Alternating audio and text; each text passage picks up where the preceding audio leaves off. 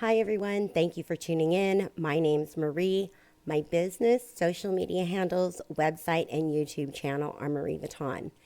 In this series, I'm going to give you the short form videos of the most used how-tos in Studio Designer.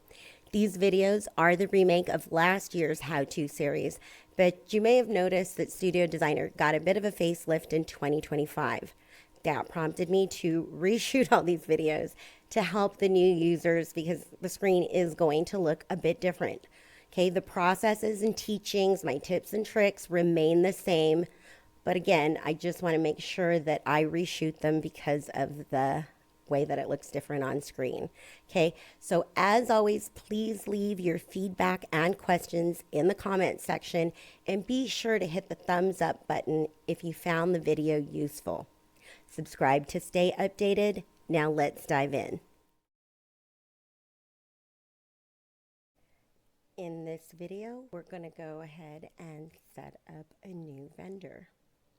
Okay, from the home screen, I'm going to go ahead and go to the toolbox and I'm going to go into vendors.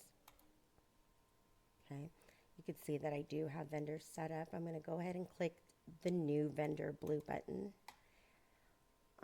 I'm going to select vendor, and in this case, I'm going to go ahead and set up Studio Designer. Studio Designer software, and you're going to always want to set up the name. Like the address ID can be the same. It doesn't have to be as the actual name. But what I'm trying to show you is that you're going to want to set them both up, because if you tried to search, let me show you. So in a case where some sections where you might be searching for address ID, if you do not fill this out and you're searching for name, it's not going to pull it up. Okay, so that's something to consider.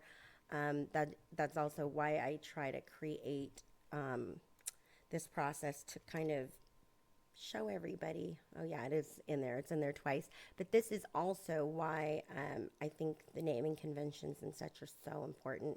So in a case like this, I'm going to delete it. But you can see here that I did set up the software. Hold on, I want to,